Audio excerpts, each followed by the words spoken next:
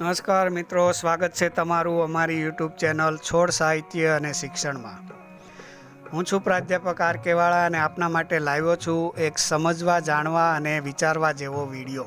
મિત્રો, તારીખ 25/7/2025ના રોજ મોટાભાગના દૈનિક પત્રમાં એક સમાચાર પ્રસિદ્ધ થયા હતા।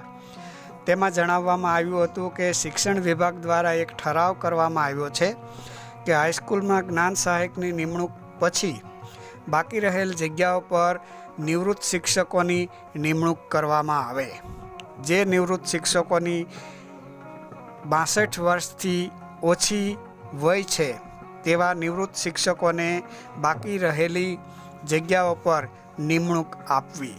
એટલું જ નહીં, તેમને જ્ઞાન સહાયક જેટલું મહેનતાણું પણ આપવું। સરકારના આ નિર્ણયથી રાજ્યના તમામ લોકો નવાઈ પામ્યા હતા। રાજ્યમાં બેકારોની સંખ્યા લાખોમાં થાય છે। 2023માં લેવાયેલી ટેટ અને ટાટ પરીક્ષામાં લગભગ 99,000 જેટલા ઉમેદવારો પાસ થયા હતા, જ્યારે ટેટ ટાટ સિવાયના ફક્ત પીટીસી અને બીએડ કરેલ ઉમેદવારોની સંખ્યા તો લાખોમાં થાય છે।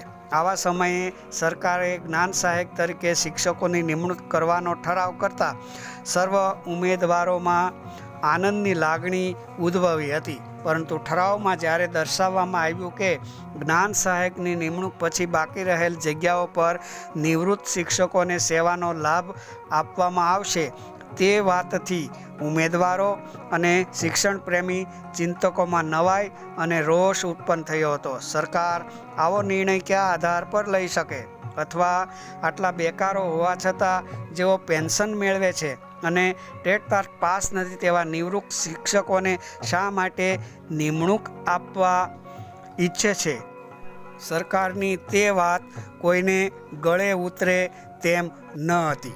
સરકાર 25,000 થી 27,000 જેટલા ઉમેદવારોને નોકરી આપે તે સરકારનો નિર્ણય સરાહનીય છે, પરંતુ બેકારોના ભોગે નિવૃત્ત શિક્ષકોને નિમણૂક આપવી તે નિર્ણય તેમનો ખોટો છે। દરેક વખતે ખોટા નિર્ણયનો જે રીતે વિરોધ થાય છે એ જ રીતે આ ઠરાવનો પણ વિરોધ થવા લાગ્યો। સરકારને પોતાની ભૂલ સમજાઈ અને આખરે સરકારે આ તગલખી નિર્ણયને બદલીને ઠરાવને રદ કરવો પડેલો છે। તમે જોઈ રહ્યા છો નવા પરિપત્રને।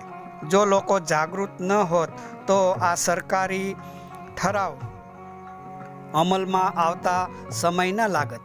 લોકોની સમયસરની જાગૃતિથી આ શક્ય બન્યું છે। આવી જાગૃતિ કાયમ રાખી ખોટા નિર્ણયો સામે વિરોધ કરવો આપણી ફરજ છે। તો મિત્રો, આ હતો આજનો વિડીયો ગમ્યો હોય તો વિડીયોને લાઇક, શેર અને કોમેન્ટ કરજો, અને અમારી ચેનલમાં જોડાવા ચેનલને સબસ્ક્રાઈબ કરજો। આપણે ફરી મળીશું એક નવા વિડીયો સાથે। ત્યાં સુધી આપની કાળજી રાખજો। ધન્યવાદ।